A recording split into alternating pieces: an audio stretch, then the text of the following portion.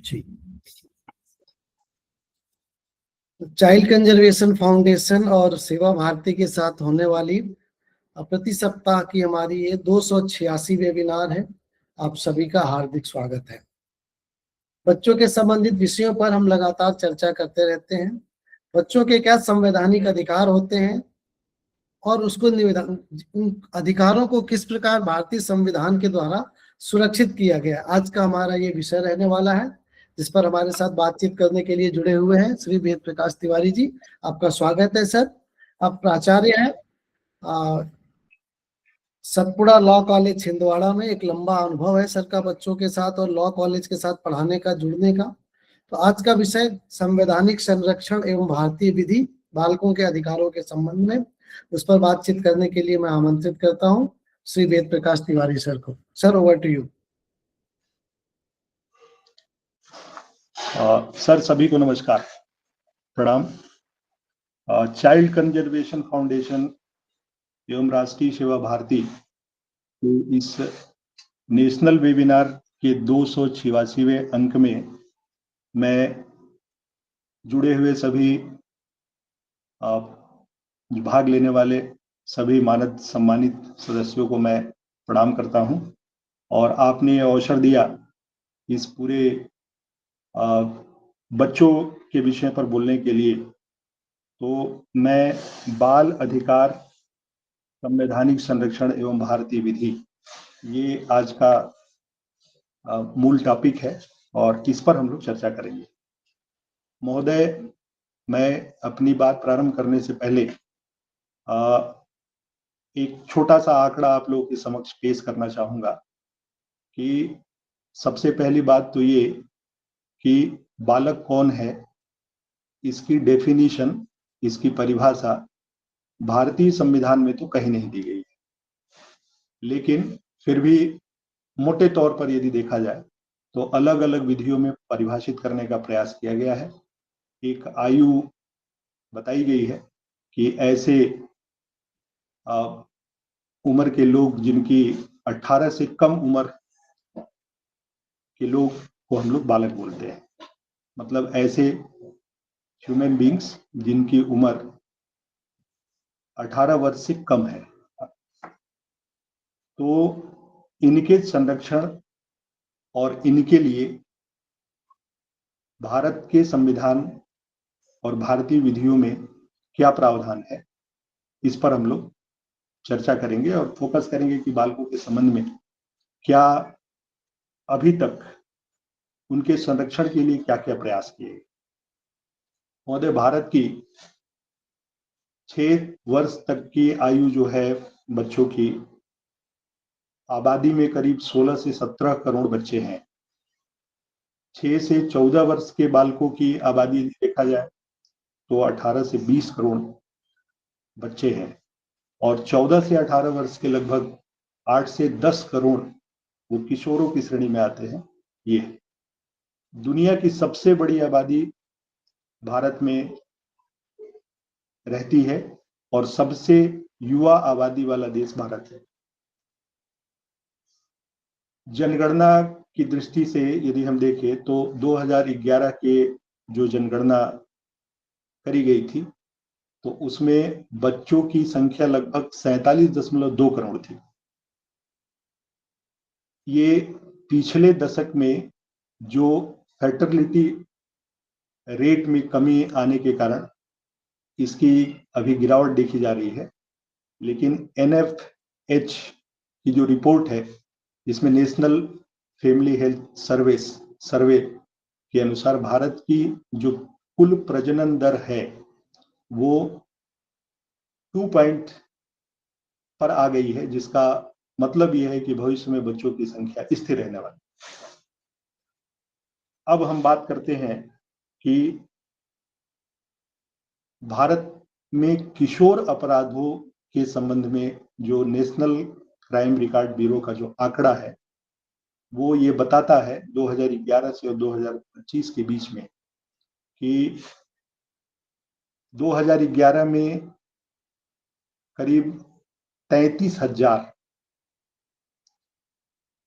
बालकों के खिलाफ या इनके ऊपर मामले दर्ज किए गए, और ये लगातार आंकड़ा जो है 2019 में थोड़ी सी गिरावट दर्ज की गई।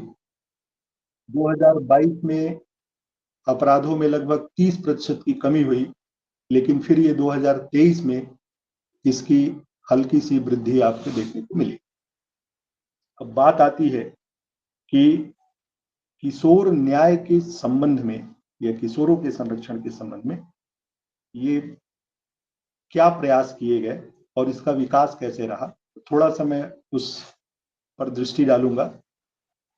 किशोर न्याय शब्द का पहली बार प्रयोग 1899 में अमेरिका के इलिनोइस राज्य में किया गया था।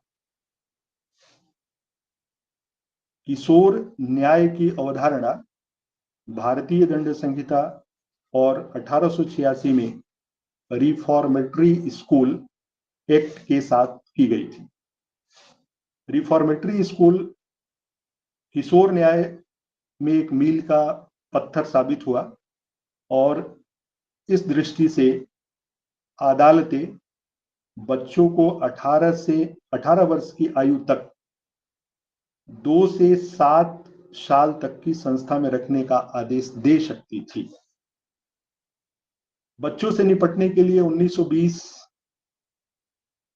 में भारतीय जेल समिति ने कुछ सुझाव दिए और उसमें यह कहा गया कि मोटे तौर पर उपयुक्त प्रशिक्षण की कमी और खराब परिवरिश को देखते हुए विशेष संस्थान को इस उद्देश्य के लिए तैयार और सुसज्जित किया जाना चाहिए ताकि बच्चों को सुरक्षित, संरक्षित और अच्छा पर्यावरण मिल सके।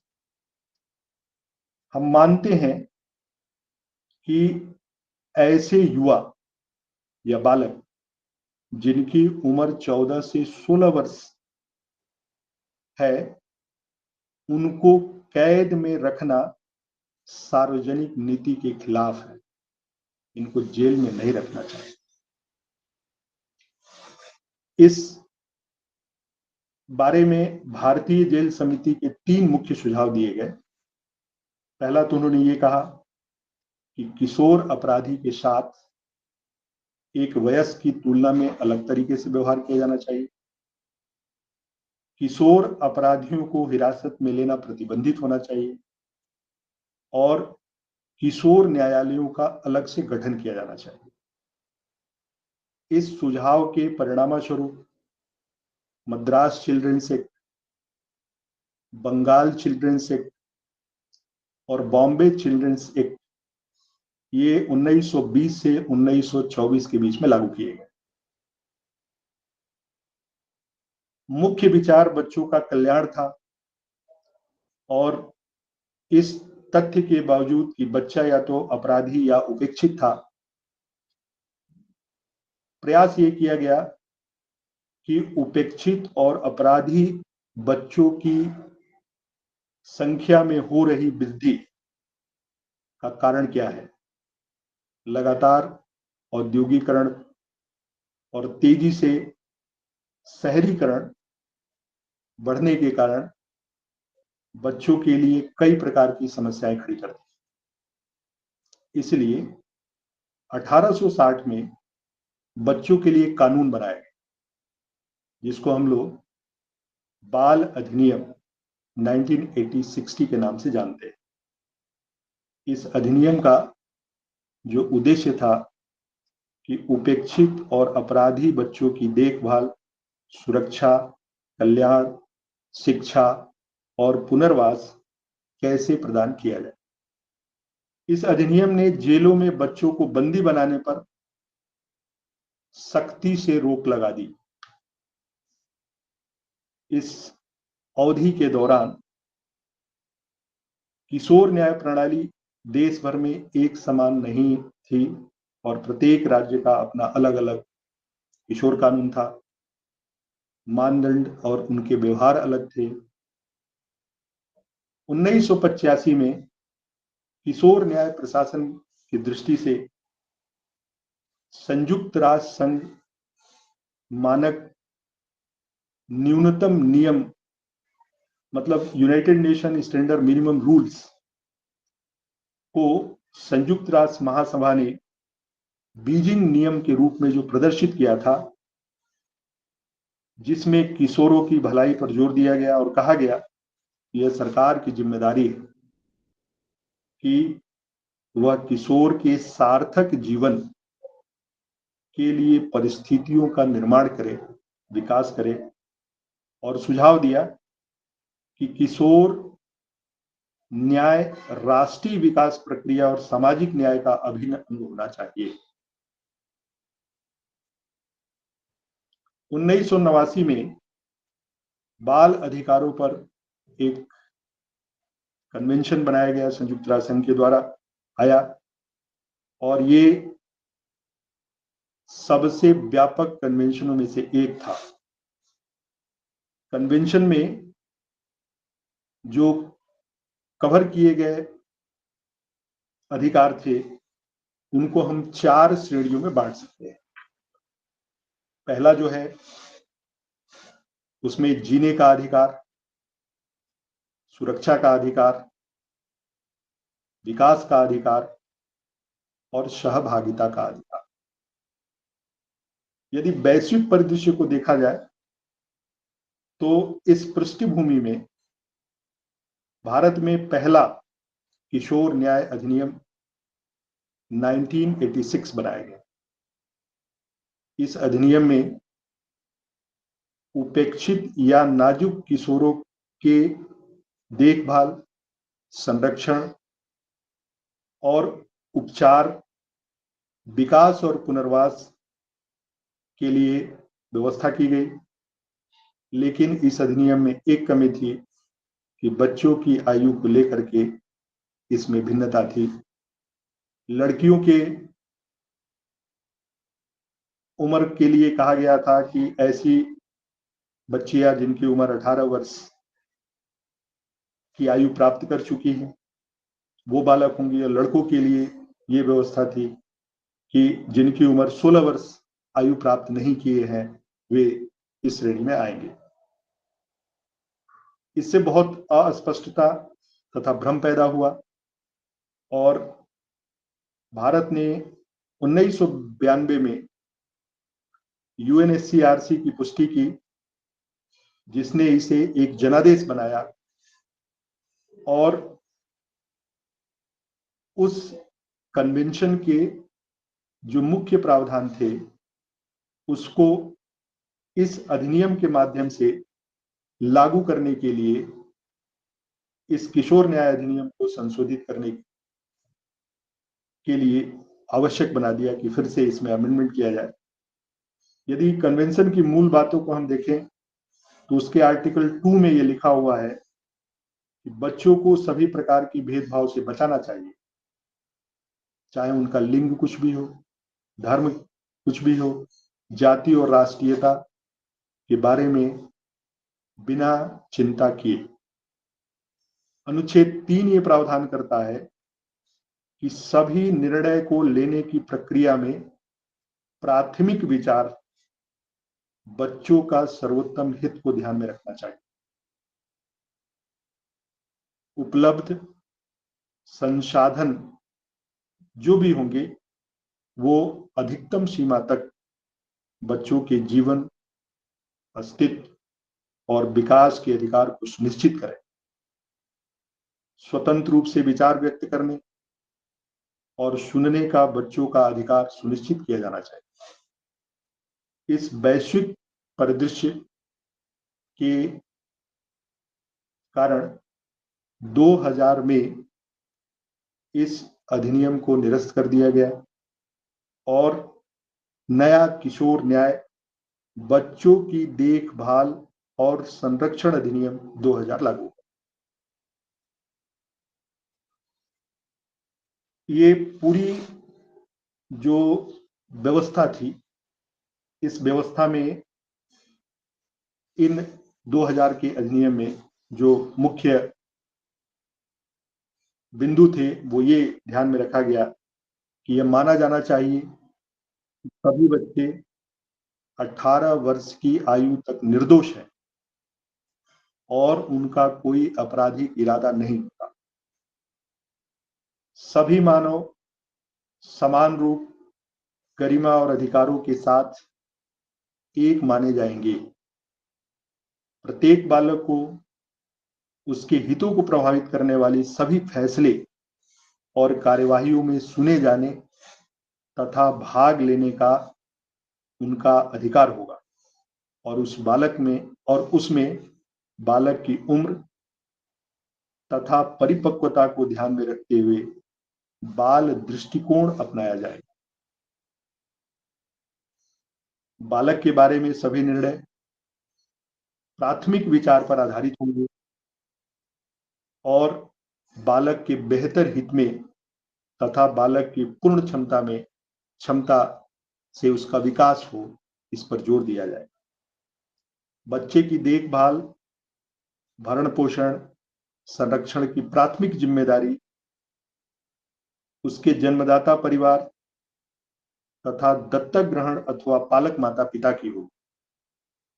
यह सुनिश्चित करने के लिए सभी उपाय किए जाएंगे कि बच्चा सुरक्षित है और उसे किसी प्रकार की क्षति नहीं पहुंची है, उसके साथ कोई दुरुपयोग, दुर्व्यवहार अथवा उत्पीड़न नहीं हुआ है।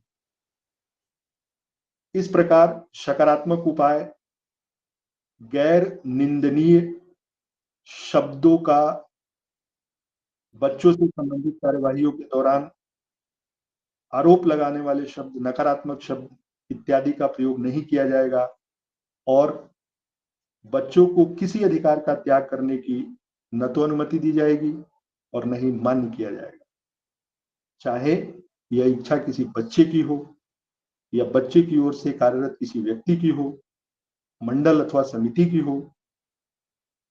मालिक अधिकार का कोई इस्तेमाल नहीं किया जाएगा। इस प्रकार इस अधिनियम के माध्यम से तमाम तरह के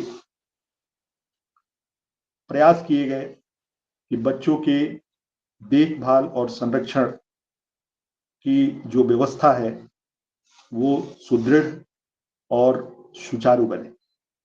इस अधिनियम ने 18 वर्ष से कम आयु के सभी बच्चों को अपने संरक्षण के तहत माना और इस अधिनियम के तहत बच्चों की 2 श्रेणियां बनाई गई कि पहली श्रेणी ये थी कि देखभाल और संरक्षण के जरूरतमंद बालक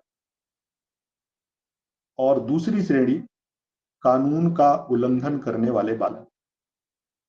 अधिक स्पष्टता लाने के लिए इस अधिनियम में 2006 और 2011 में संशोधन भी किए गए, लेकिन 2012 में एक अमानवीय, क्रूर, निर्भया मामले ने पूरे देश को झकझोर कर रख दिया और इस मामले में अपराधियों में से एक अपराधी नाबालिग था। इस बात को महसूस किया गया कि बच्चों के द्वारा किए गए जघन्य अपराधों को ध्यान में रखते हुए क्या मौजूदा कानून में संशोधन करने की आवश्यकता है। भारत सरकार ने एक विधेयक सदन में लाया 2015 में और 15 जनवरी 2016 से यह संशोधन लागू हुआ और इस 2000 अधिनियम को बदल दिया गया और नया नाम दिया गया किशोर न्याय बालकों की देख रेख और संरक्षण अधिनियम 2015। इस अधिनियम में यदि इसके नए परिभाषा खंड में कई नए शब्द जोड़े गए, 2 श्रेणियां इसमें भी बनाई गई, देखभाल और संरक्षण के जरूरतमंद बालक और कानून का उल्लंघन करने वाले बालक। जो नए शब्द जोड़े गए उसमें अनाथ, परित्यक्त, आत्मसमर्पण करने वाले, छोटे अपराध, गंभीर अपराध और जघन्य अपराध, इस प्रकार से परिभाषा को विस्तृत रूप दिया गया। इसके दूसरे अध्याय में 16 सामान्य सिद्धांत दिए गए, जिसे संपूर्ण किशोर न्याय प्रणाली के लिए आधार माना जाता है। और इन सामान्य सिद्धांतों की यदि चर्चा करें तो बहुत लंबा समय जाएगा, फिर भी मैं एक आध दो परिभाषा के बारे में बात करूंगा। ये कानून का उल्लंघन करने वाले बालक किसको माना जाए? किशोर न्याय बालकों की देखरेख संरक्षण अधिनियम 2015 में कानून का उल्लंघन करने वाला बालक वह बालक है जिसने कोई अपराध किया है और उस अपराध को किए जाने के समय जो उसकी उम्र है वह 18 वर्ष की आयु पूरी नहीं किया है। और कानून का उल्लंघन करने वाले बालक को बिना देर किए यदि पकड़ा जाए तो सबसे पहले 24 घंटे के भीतर यात्रा की समय अवधि को छोड़ करके प्रत्येक जिले में जो बोर्ड होगा, जिला, इसको किशोर न्याय बोर्ड बोलते हैं, किशोर न्याय बोर्ड के समक्ष पेश किया जाना चाहिए। किशोर न्याय बोर्ड की जो संरचना है उसमें 3 सदस्य होंगे। जो पहला प्रथम श्रेणी का न्यायिक मजिस्ट्रेट होता है और 2 व्यक्ति ऐसे होते हैं जिनको 7 साल का अनुभव हो सामाजिक कार्यकर्ता के रूप में, और उसमें एक महिला सदस्य का होना अनिवार्य। मजिस्ट्रेट जो प्रथम श्रेणी का न्यायिक मजिस्ट्रेट या महानगर मजिस्ट्रेट, जिसको न्यायिक मजिस्ट्रेट की शक्तियां प्राप्त है, और ये जो बोर्ड है इनमें बाकी जो 2 सदस्य होंगे, इनके लिए कहा गया है कि इनको नियुक्ति के बाद 60 दिनों के भीतर प्रशिक्षण प्रदान किया जाएगा। ये 3 साल के लिए होते हैं। एक व्यक्ति 2 कार्यकाल लगातार नहीं बल्कि अल्टरनेट एक के बाद एक पूरा करता है, और इस प्रकार इस किशोर न्याय बोर्ड की जो संकल्पना है वो जब भी कोई बालक अपराध करे तो बोर्ड के समक्ष जब पेश करेंगे तो यह बोर्ड निर्णय लेगा कि किशोर के साथ किस प्रकार का व्यवहार किया जाना चाहिए, और उसके सर्वोत्तम हित को ध्यान में रखते हुए ये निर्णय लेने की जिम्मेदारी किशोर न्याय बोर्ड की होती है। इस किशोर न्याय बोर्ड का जो जिला मजिस्ट्रेट होता है ये इसका संरक्षक होता है और एक प्राधिकरण के रूप में काम भी करता है। किसी भी बालक के द्वारा किए गए अपराध को हम 3 श्रेणियों में बांट सकते हैं इस अधिनियम के अनुसार। तो पहला है जो इसकी धारा 233 में जो प्रावधान किया गया है, इसमें कहा गया है कि जघन्य अपराध क्या होते हैं, इसको डिफाइन किया गया है, और ये कहा गया है कि ऐसा कोई अपराध जिसके लिए भारतीय दंड संहिता या उस समय लागू विधि के अंतर्गत न्यूनतम दंड 7 वर्ष या उससे अधिक की अवधि के कारावास कैदी है, तो ऐसे अपराध को हम लोग जघन्य अपराध मानेंगे। दूसरी परिभाषा जो दी गई है गंभीर अपराध की, धारा 254 में, इसमें यह कहा गया है कि ऐसा अपराध जिसके लिए भारतीय दंड संहिता या उस समय किसी अन्य विधि के अधीन दंड 3 से 7 वर्ष तक के बीच का यदि दिया जा सकता है तो वो गंभीर अपराध माना जाएगा, और शेष अपराध जो है छोटे अपराध की श्रेणी में रखे गए हैं, जिसमें कि भारतीय दंड संहिता या उस समय लागू किसी अन्य कानून के अधीन 3 वर्ष तक के कारावास यदि दिया जा सकता है तो उसको हम छोटे अपराध मानेंगे। किशोर न्याय बोर्ड कानून का उल्लंघन करने वाले जो बच्चे हैं उनके द्वारा किए गए अपराध की जांच करता है और जांच करने के बाद वो कुछ आदेश पारित कर सकता है। उसमें पहला है कि बच्चों की काउंसलिंग करेगा, परामर्श देगा और बच्चों को घर जाने के लिए छोड़ सकता है। बच्चों को समूह में परामर्श दिया जा सकता है, उनको विभिन्न प्रकार की गतिविधियों में भाग लेने के लिए निर्देशित किया जा सकता है, बच्चों को सामूहिक सेवा करने का भी आदेश दे सकता है, बच्चों या उसके माता पिता या अभिभावक पर जुर्माना लगा सकता है, उचित व्यक्ति या उचित सुविधा के तहत परख रखते हुए उसकी रिहा कर सकता है। ऐसी यदि रिहाई होती है तो 3 वर्ष तक उसको देखभाल में रखना पड़ेगा या विशेष गृह या सुरक्षा स्थान में भेजा जा सकता है। किशोर न्याय बोर्ड का ये जो निर्णय है यह बच्चों के हित को ध्यान में रखते हुए इनमें से जो भी उचित लगे वो निर्णय ले सकते हैं।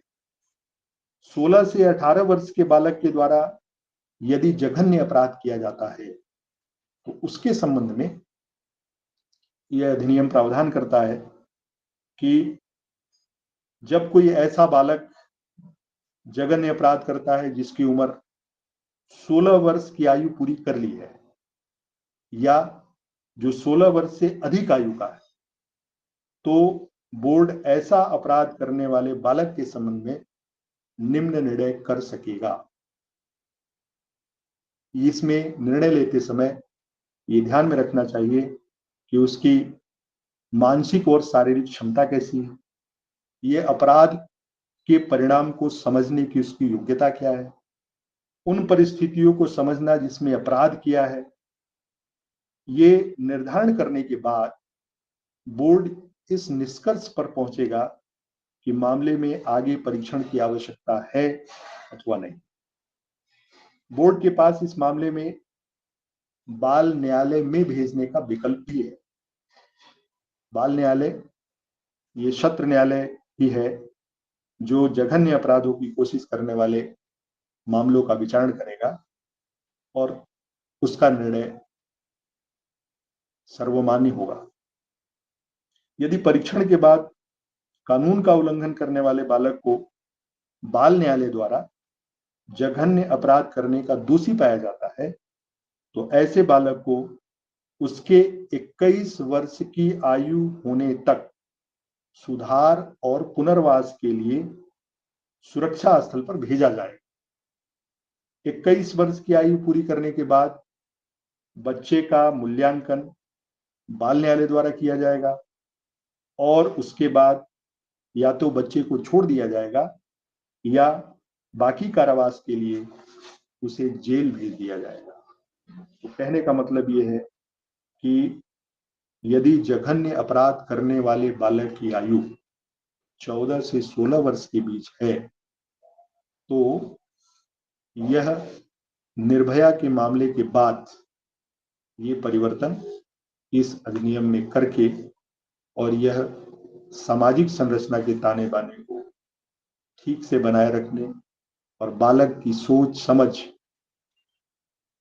इस बढ़ती हुई जो भागा दौड़ी की जिंदगी और आवश्यकता है, बालक के द्वारा किए गए अपराध की प्रकृति और उसकी गंभीरता को ध्यान में रखते हुए समाज को सुरक्षित करने का एक प्रयास है, ऐसा मेरा मानना है। उसके बाद यदि मान लीजिए कि बालक के आयु के संबंध में कोई संदेह उत्पन्न होता है तो यह प्राथमिक जिम्मेदारी बोर्ड की है। जब उसके समक्ष मामला आए तो वो बोर्ड बच्चे को देख करके यदि उसको लगता है कि इसकी उम्र मतलब बच्चा जैसे लगता है तो बोर्ड उसी को मान सकता है। यदि संदेह है, डाउट है, तो वो मामले में आगे बढ़ेगा और उससे उसको स्पष्ट करने के लिए उसके सामने लाया गया बालक है या नहीं। तो बोर्ड के पास इस संदेह को दूर करने के लिए धारा 94 ये प्रावधान करती है कि बोर्ड आयु निर्धारित करने के लिए विद्यालय से जन्म प्रमाण पत्र अथवा विद्यालय छोड़ने का प्रमाण पत्र अथवा प्रवेश के समय स्कूल के रजिस्टर में दर्ज उसकी आयु क्या थी, ये दस्तावेज बुला सकता है। यदि ये दस्तावेज नहीं है तो नगर पालिका या पंचायत की ओर से दिया गया जन्म प्रमाण पत्र भी मांगा जा सकता है। यदि ये भी नहीं है तो बोर्ड व्यक्ति की आयु निर्धारित करने के लिए अस्थि परीक्षण का आदेश भी दे सकता है। कहने का मतलब ये है कि किशोरों की अवस्था, किशोरों की आयु किसी भी ऐसे बालक को जो देखने से कि किशोर दिखाई देता हो, तो उसके लिए बोर्ड को ये विवेकाधिकार दिया गया है कि वह उस मामले को उस बालक के संबंध में, उस किशोर के संबंध में वह स्वतः संज्ञान से निर्णय ले सकता है और उसके आपराधिक प्रवृत्ति, उसके द्वारा किए गए अपराध के संबंध में क्या निर्णय लेना ठीक होगा, ये बोर्ड को विवेकाधीन शक्ति अधिनियम प्रदान करता है। कानून का उल्लंघन करने वाले बालकों से निपटने के लिए जो भी बेनिफिशियरीज हैं, इनकी भी बड़ी भूमिका है और उसमें सबसे महत्वपूर्ण भूमिका पुलिस की होती है। जब भी हम बात करते हैं पुलिस, तो पुलिस के नाम से ही बच्चों के मन में या आम आदमी के मन में एक नकारात्मक विचार उत्पन्न होते हैं। इस को दूर करने के लिए जब ये अधिनियम बनाया जा रहा था, तो इस पर बड़ा सख्ती से निर्देश दिया गया है पुलिस के लिए। पहला ये कहा गया है कि जब भी किसी बालक को आप पकड़े तो तत्काल इसकी सूचना उसके अभिभावक को, उसके माता पिता को, और यह भी सूचित करे कि वह कौन सा अपराध कारित किया है। उसके बाद इसकी तत्काल सूचना परिवीक्षा अधिकारी को दे,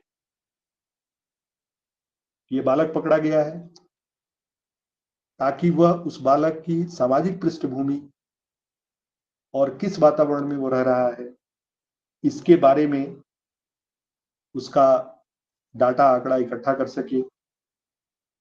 उसके बाद इसकी विशेष किशोर पुलिस इकाई या बाल कल्याण पुलिस अधिकारी यदि कोई है, तो बालक के द्वारा किए गए अपराध की सूचना वो साधारण दैनिक डायरी में लिखेगा। अन्य अपराधों के मामले को छोड़कर किसी भी मामले में उस बालक के खिलाफ एफआईआर दर्ज नहीं हो, मतलब एफआईआर दर्ज करने की मनाही है। फर्स्ट इंफॉर्मेशन रिपोर्ट, इसका मतलब ये हुआ कि क्रिमिनल प्रोसीडिंग किसी भी व्यक्ति के खिलाफ यदि प्रारंभ होती है तो पहली कार्यवाही पुलिस की यही होती है कि इसके खिलाफ मामला पंजीबद्ध किया जाए। पंजीबद्ध करने के बाद इन्वेस्टिगेशन और उसके बाद चालान पेश करना, ये सब आगे कार्यवाही है। लेकिन बालक के खिलाफ आपको एफआईआर दर्ज नहीं करना, ये प्राथमिक जिम्मेदारी।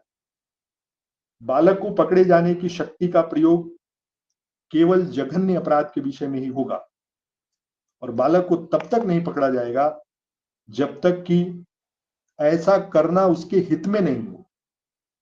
बालक को पकड़े जाते समय 24 घंटे के भीतर उसे किशोर बोर्ड के समक्ष प्रस्तुत किया जाएगा।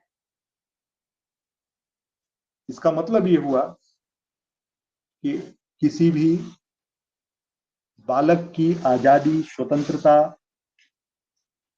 कितनी महत्वपूर्ण है और उसके मन में उसके द्वारा किए गए अपराध के प्रति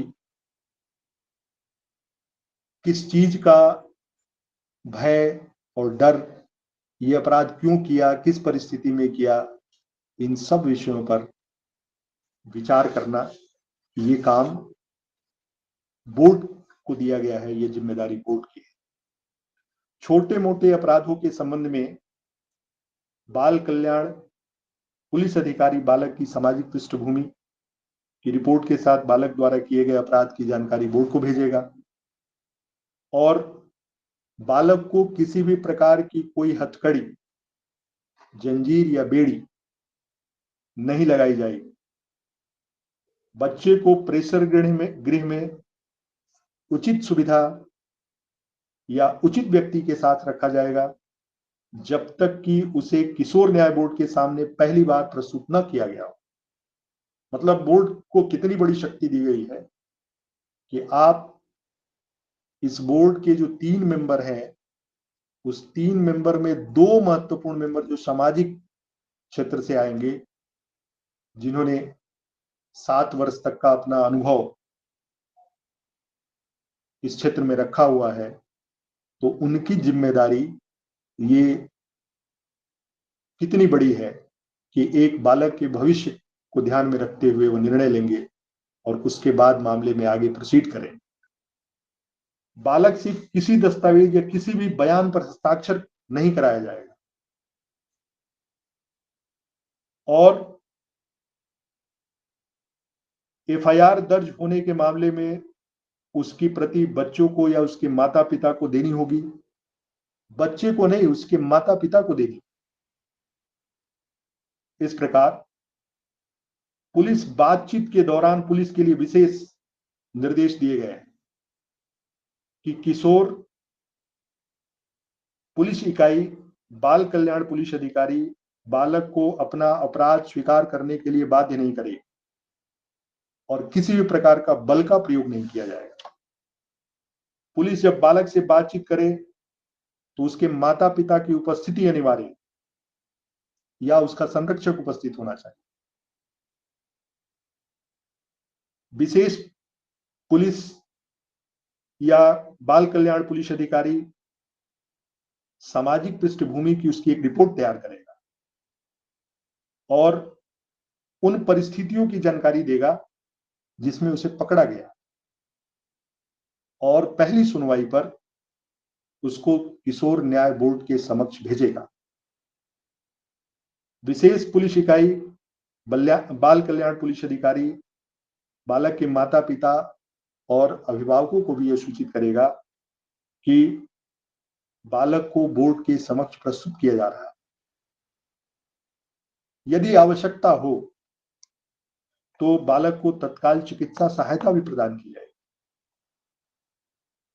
जब बालक का साक्षात्कार यदि पुलिस से हो रहा है तो विशेष रूप से ध्यान रखा जाएगा कि पुलिस सादे वर्दी में होगा, कोई टैग, कोई बिल्ला या पुलिस का इस प्रकार से नहीं दिखना चाहिए ताकि वो बच्चे के मन में किसी प्रकार का भय पैदा कर सके। इस प्रकार बालक को पकड़े जाने के समय बोर्ड के समक्ष जब पेश किया जाएगा तो अब जिम्मेदारी बोर्ड की होगी कि बोर्ड जब पुलिस अधिकारी बालक को मुफ्त कानूनी सहायता उपलब्ध कराने के लिए भी जानकारी देगा और जिला विधिक सेवा प्राधिकरण इसके लिए कार्य करता है। जिले के सभी बाल कल्याण पुलिस, बाल कल्याण अधिकारी, अर्ध विधिक, स्वयंसेवी, पैरालीगल वॉलंटियर्स, जिला विधिक सेवा प्राधिकरण, रजिस्ट्रीकृत स्वैच्छिक और गैर सरकारी संगठन इत्यादि सभी प्रत्येक पुलिस थाने में प्रमुख रूप से दर्ज होंगी, ये भी निर्देशित किया गया है। यदि कोई जघन्य अपराध करने वाला बालक है जो 16 साल से अधिक उम्र का है, तब बाल कल्याण पुलिस अधिकारी को 1 महीने के भीतर गवाहों और अन्य दस्तावेजों का विवरण प्रस्तुत करना होगा। और इसकी एक प्रति बालक के माता पिता या उसके अभिभावक को दें। छोटे और गंभीर मामलों में अंतिम रिपोर्ट को जल्दी से जल्दी किशोर न्याय बोर्ड के समक्ष प्रस्तुत करना होगा और 2 महीने से अधिक समय नहीं लेना चाहिए, ऐसा अधिनियम प्रावधान करता है। तो ये पुलिस की भूमिका जो यह दर्शाती है कि किसी भी प्रकार से यदि बालक के मन में पुलिस का भय यदि व्याप्त होता है, डर पैदा होता है, तो उसके प्रति होने वाले जो भी प्रक्रिया है अपनाई जा रही है, उसमें किसी भी प्रकार का कोई दबाव, कोई भय, कोई उसके मन पर न पड़े, इसका पूरा प्रयास किया गया है इस अधिनियम के माध्यम से। किशोर न्याय बोर्ड की भूमिका भी बड़ी महत्वपूर्ण है और इस आदर्श नियम बनाया गया है इस अधिनियम के अंतर्गत, और ये कहा गया है कि पुलिस द्वारा अपराध करने के लिए जब भी गिरफ्तार किए गए बालक को 24 घंटे के भीतर जब बोर्ड के समक्ष लाया जाएगा, तो जो रिपोर्ट प्रस्तुत की जाएगी उसमें कारण और परिस्थिति जिसमें बालक ने अपराध किया और जिस समय बालक को पकड़ा गया, उस पर बोर्ड के द्वारा गहराई से विचार करना चाहिए और उसके बाद ही आवश्यक कार्रवाई करनी चाहिए। ये निर्देश है। यदि बच्चा पकड़ा गया है और मान लीजिए कि बोर्ड नहीं बैठा है, तो बच्चे को बोर्ड के किसी भी सदस्य के समक्ष प्रस्तुत किया जा सकता है। यदि बोर्ड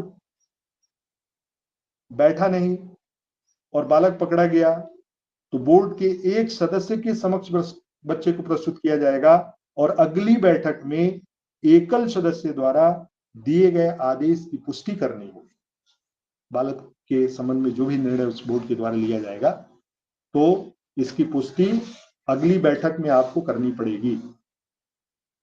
यदि किशोर न्याय बोर्ड की राय है कि उसके समक्ष प्रस्तुत किया गया बालक एक ऐसी श्रेणी में आता है जो आतंकवादी समूह से है या किसी ऐसी परिस्थिति में कार्य किया है, जैसा कि धारा 83 में उल्लिखित है, जहां बोर्ड को ऐसा प्रतीत होता है कि बालक को देखभाल और संरक्षण की आवश्यकता है, तो वो बच्चे को बाल कल्याण समिति के पास भेजेगा। इस प्रकार बालक को बोर्ड के समक्ष प्रस्तुत किए जाने पर जो सामाजिक पृष्ठभूमि की रिपोर्ट प्रस्तुत की गई है, बच्चे के पकड़े जाने की जो परिस्थितियां हैं और बालक के द्वारा किए गए जो अपराध है, इन सब की समीक्षा करेगा और उसके बाद ही बच्चे के संबंध में आदेश पारित करेगा। बोर्ड मामले का निपटारा भी कर सकता है, इसको शक्ति प्राप्त है। यदि मान लीजिए कि जो आरोप लगाया गया है निराधार है या अपराध छोटा है, तो ऐसी स्थिति में बोर्ड स्वयं निर्णय ले सकता है।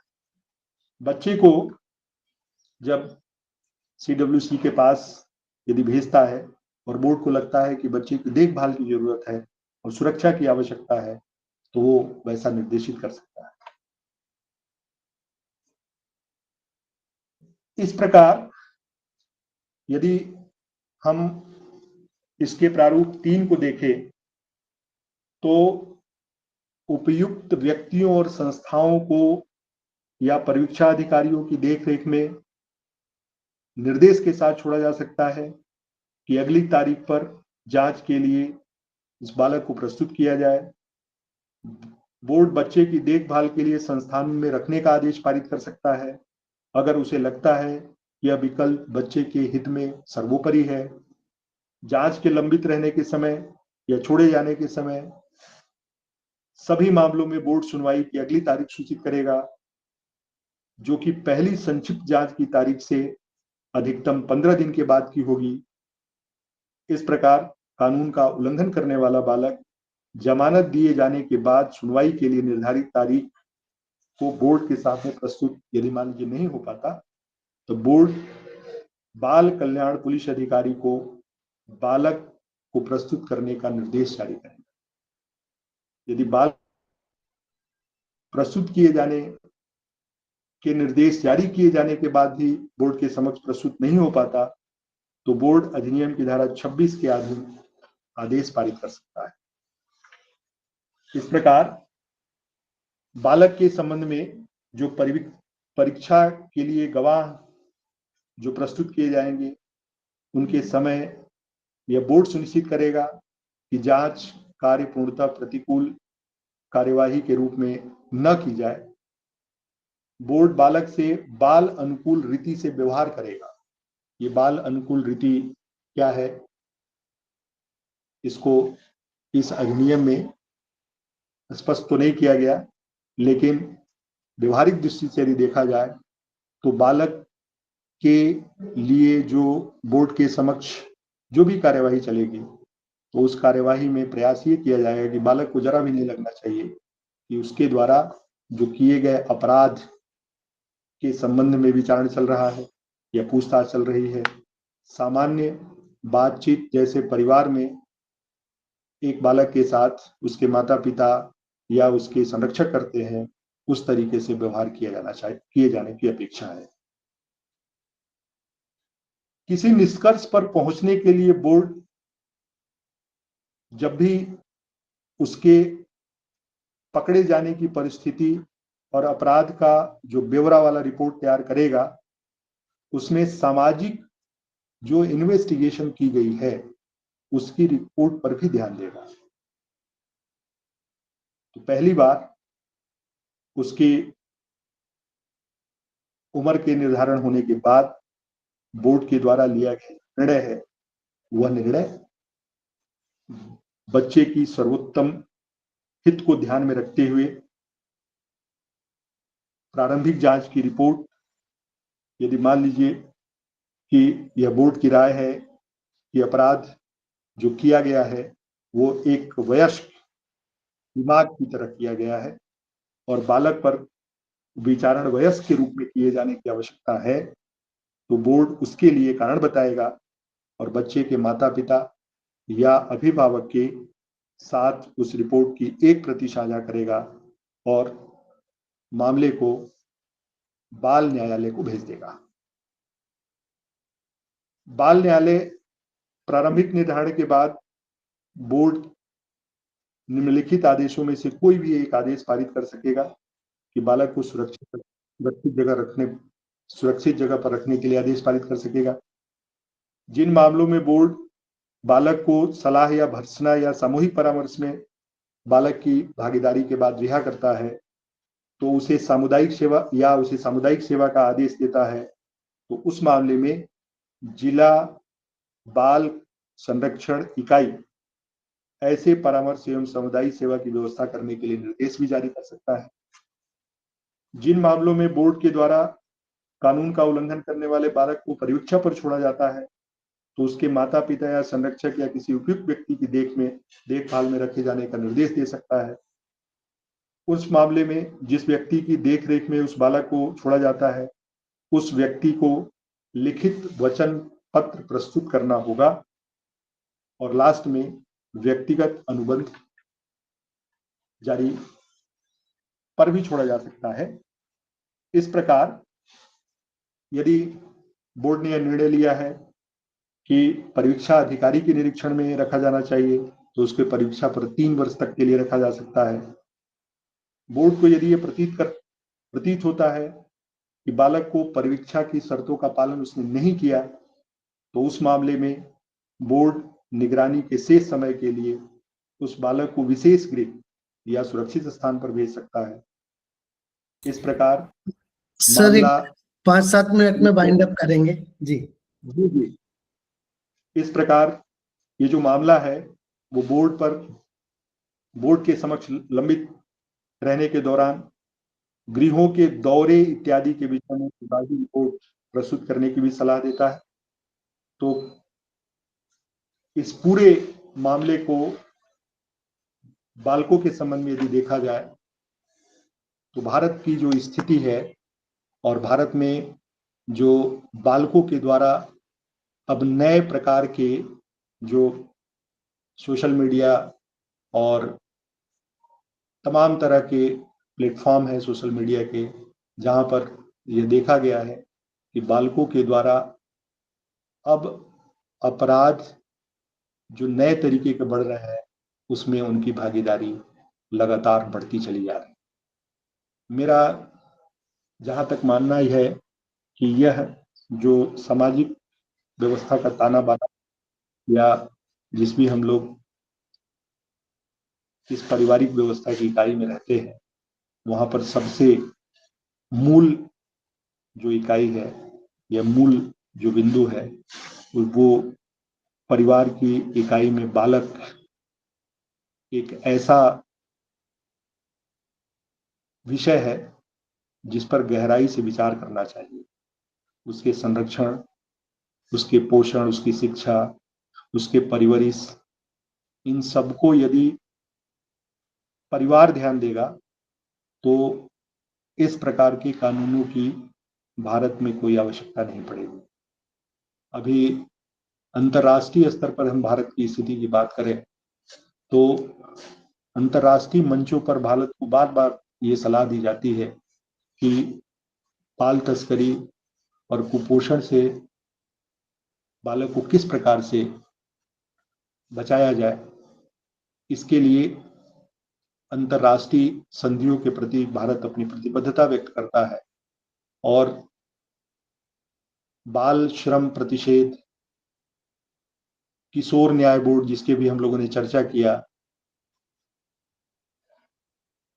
ये सारी जो व्यवस्था है कि हम किस प्रकार से अपने भविष्य को सुरक्षित रख सकते हैं, भविष्य का, भारत का जो भविष्य है वो यदि हमारे युवा वर्ग, जैसा कि हमने पहले भी इस आंकड़े में प्रस्तुत किया कि दुनिया का सबसे ज्यादा युवा भारत में रहता है, विश्व में युवा की आबादी भारत में सबसे ज्यादा है, लेकिन इनको सही मार्गदर्शन, सही दिशा और सही संरक्षण की आवश्यकता है ताकि भविष्य का जो भारत हो वो इन जिन हाथों में हम सौंपेंगे ये हाथ कितने मजबूत हैं, तो इसकी जिम्मेदारी ये हम सबकी बनती है। और लास्ट में मैं अपनी बात समाप्त करने से पहले एक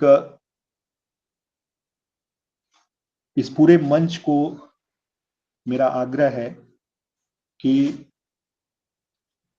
हम सभी इसमें जुड़े हुए, मैं देख रहा हूं कि करीब संख्या में 26 लोग हैं और इसमें बुजुर्गों का भागीदारी और उनका मार्गदर्शन भी हमें प्राप्त हो रहा है या अभी प्राप्त होगा भी। ये जो विचार हम बालक के संबंध में अपने मन में आज रखते हैं कि पहली यदि समझ हमारी देखें तो एक बालक को लेकर के मन में ये होती है कि बालक का मतलब क्या है। बालक का मतलब जो हमेशा आनंद में रहता है, बालक का मतलब हमेशा देख रेख और संरक्षण की आवश्यकता है। ये हमारी प्राथमिक जिम्मेदारी है कि जिस भी परिवार में 3 या 4 पीढ़ी तक के लोग आपस में रहते हैं तो इसका मतलब ये हुआ कि उस बालक की परवरिश और संरक्षण निश्चित रूप से एक ऐसे हाथों में है जो कभी भी भविष्य में इस प्रकार की दिशा में जाने के लिए नहीं सोच सकता, क्योंकि निगरानी में है, नियंत्रण में है, संरक्षण में है, उसकी देख रेख एक अच्छे वातावरण में हो रही है। ये चिंता का विषय है कि भारत में परिवार जो है वो बिखर रहे हैं, परिवार की इकाई बहुत कमजोर हो गई है, लगभग टूटने की कगार पर है। अब हम दो, हमारे दो की जो संकल्पना थी, अब हम एक और हमारा एक, इस टाइप की संकल्पना अब बढ़ चली। तो भविष्य में यह चिंता का विषय है कि आने वाले समय में इस प्रकार की परिस्थितियां निर्मित होगी जहां पर हम अपने बालकों के लिए या अपने साथ में रहने वाले जो भी हमारे परिवार के लोग हैं उनका सहयोग एक दूसरे को प्राप्त हो, ये भविष्य में बड़ा कठिन लग रहा है कि मिलेगा कि नहीं। इस प्रकार मैं इस पूरी टीम को, जो भी हमको अवसर उपलब्ध कराया, इसमें माननीय डॉक्टर कृपा शंकर चौबे जी जो इस पूरे मंच का संचालन कर रहे थे, आदरणीय को मैं प्रणाम करता हूँ। डॉक्टर राजेंद्र शर्मा जी इस चाइल्ड कंजर्वेशन फाउंडेशन के राष्ट्रीय सेवा भारती के जो अध्यक्ष हैं, मैं इनको प्रणाम करता हूँ। और इस पूरे वेबिनार में जुड़े हुए जितने भी हमारे भाई बंधु हैं, हमारे मार्गदर्शक हैं, हमारे सहयोगी हैं और हमारे महाविद्यालय के विद्यार्थी हैं, इन सभी को मैं साधुवाद देता हूँ कि आप लोगों ने हमको ये अवसर दिया और ध्यान से सुना। कोई भी यदि त्रुटि हुई हो, कोई गलती हुई हो, और इस पूरे कार्यक्रम के दौरान यद्यपि कि ये एक विचार मंच है, तो आप लोगों के भी विचार साझा किए जाने चाहिए, प्रश्न आने चाहिए।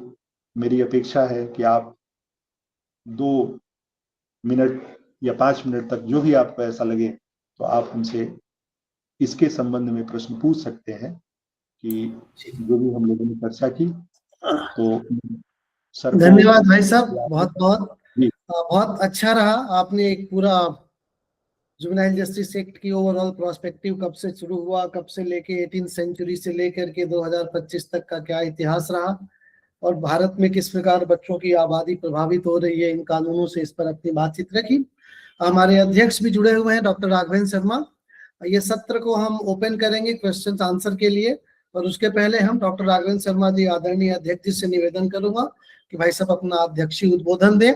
उसके बाद सत्र को हम ओपन करेंगे, जिसके भी प्रश्न उत्तर है उनसे हम ले सकते हैं। भाई साहब डॉक्टर राघवेंद्र शर्मा जी, अध्यक्ष जी। बहुत बहुत धन्यवाद माननीय डॉक्टर कृपाशंकर जी।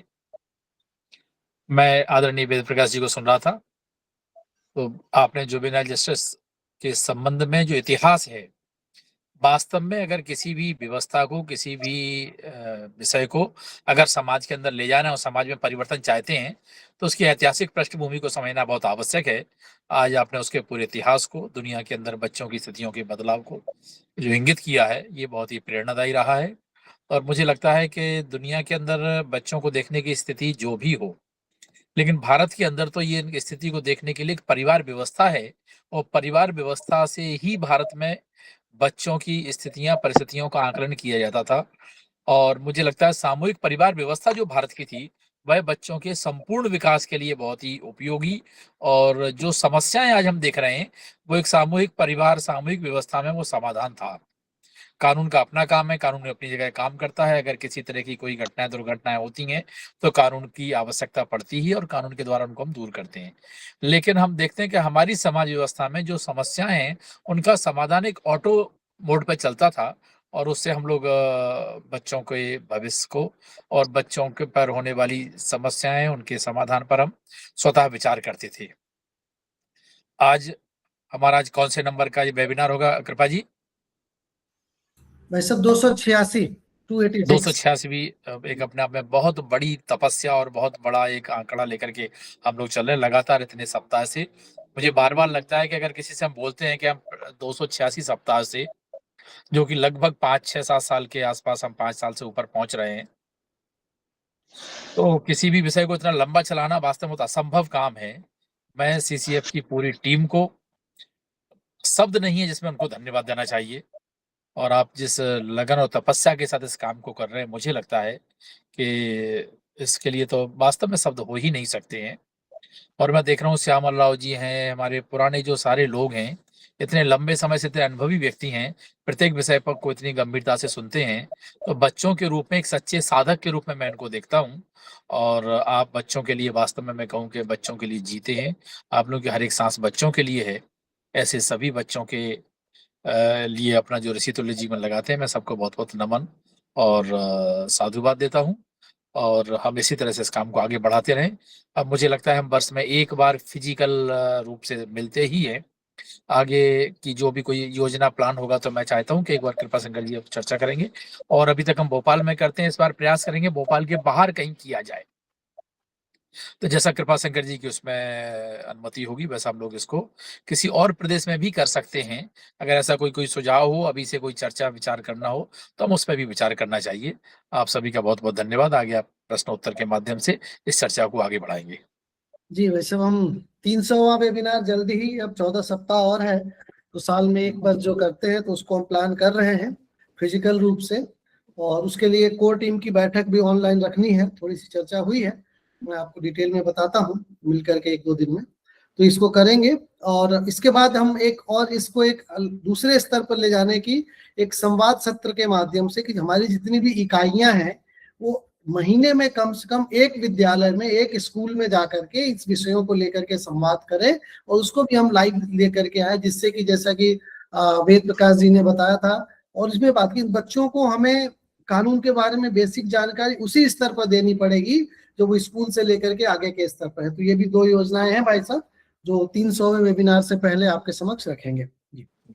चलिए, बहुत बढ़िया, बहुत धन्यवाद। सत्र ओपन है, जिसको भी प्रश्न करना है हैंड रेज करके अपना प्रश्न रख सकते हैं। जी नमस्कार सर, मेरा नाम डॉक्टर मधुलिका मिश्रा त्रिपाठी है, जबलपुर से बोल रही हूँ। सबसे पहले तो चाइल्ड कंजर्वेशन की पूरी टीम को बहुत बहुत बधाई कि आप लोग इतने सारे सत्र अबाध रूप से चला रहे हैं, और हर सत्र अपने आप में यूनिक होता है, अलग जानकारी देता है और काफी सारी चीजों में हमारा मार्गदर्शन करता है। मेरा प्रश्न माननीय वक्ता महोदय से ये है कि कृपया इस संदर्भ में प्रकाश डालें कि अगर अपराध किसी विशेष आवश्यकता वाले बच्चे से होता है तो उसके लिए क्या प्रावधान है? जी, विशेष आवश्यकता वाले बच्चे से होता है का मतलब ये है कि परिस्थिति ऐसी होगी कि जहां पर वो विवश है अपराध करने के लिए। तो हमने ये कहा कि जो ये हमारी कानूनी व्यवस्था है, तो उस कानूनी व्यवस्था में अपराध बोध, मतलब बालक को अपराधी तो माना ही नहीं जाता, वो किसी भी परिस्थिति में करे, ठीक है ना, सामान्य हो विशेष हो, इसमें परिस्थिति विशेष के लिए कोई प्रश्न ही नहीं है। वो बालक तो बालक ही रहेगा और उसके साथ उसी तरीके का व्यवहार किया जाएगा जिस प्रकार से कोई जानबूझ करके अपराध करता है उसके लिए, तो इसमें कोई विशेष की बात नहीं है ना, उसको वैसे ही संरक्षण प्राप्त होगा। जी, ये मधुलिका जी मेरे ख्याल से थोड़ा सा मैं जी एक्चुअली मेंटल एज और क्रोनोलॉजिकल एज दोनों मैं में आ फर्क रहा हूँ। होता है। मधुलिका जी सर आपका प्रश्न नहीं समझ पाए थे। सर मधुलिका जी का कहना है कि विशेष आवश्यकता जो स्पेशल चाइल्ड है, डिसेबल बच्चे या जो दिव्यांग बच्चे हैं, हमारा इससे स्पेशली एबल्ड बच्चे हैं, तो जुवेनाइल एक्ट में ऐसे स्पेशली एबल्ड बच्चों को अलग परिभाषित नहीं किया गया है, तो उसको भी नॉर्मल चाइल्ड मान के ही जो बाकी बच्चों के संबंध में प्रावधान दिए गए हैं वही प्रावधान स्पेशली एबल्ड बच्चों के लिए भी लागू होंगे। लेकिन अगर भविष्य में संशोधित होता है ये कानून तो इसमें 2-3 चीजें, क्योंकि अभी बीएनएस के आगे के बाद जो ट्रांसजेंडर की परिभाषा हमने दी है, तो अभी तक एक्ट में ट्रांसजेंडर के बारे में भी कुछ नहीं कहा गया है जी। तो इन सारी चीजों का मुझे लग रहा है, जैसे हमारा कानून भारतीय परिदृश्य में जब हम बात कर रहे हैं, तो भविष्य में अगर अमेंडमेंट होता है तो इस पर चर्चा की जाएगी। पर यस, एज ऑफ नाउ अगर आज बात करें तो चाहे स्पेशली एबल्ड बच्चा हो या किसी तरह का मानसिक रूप से चैलेंज बालक हो, उसके द्वारा किया गया अपराध भी वैसे ही माना जाएगा जैसे एक बालक ने किया है। धन्यवाद भाई साहब। कृपा जी, इसमें मेरा एक और कहना था। एक तो हमने बोला कि ऐसे बच्चे के साथ में जो अपराध होता, अब बच्चे इस तरह का कोई बच्चा करता है तो वो इस तरह के बच्चे के साथ में होता है तो वो भी उसमें एक भाई साहब उसके लिए तो कवर किया गया है। अगर इस प्रकार के बच्चों के साथ कोई अपराध होता है तो उसकी सजा डबल की गई है। मान लीजिए उदाहरण के लिए मैं बोलूं कि चोरी के अपराध में 3 साल की सजा है, या किसी को गाली गलौज 323 326 में 10 साल की सजा है, पर स्पेशली एबल्ड बच्चे के साथ किया जाता है तो उसको 20 साल की सजा का प्रावधान है, वो तो एक्ट में दिया गया है। जी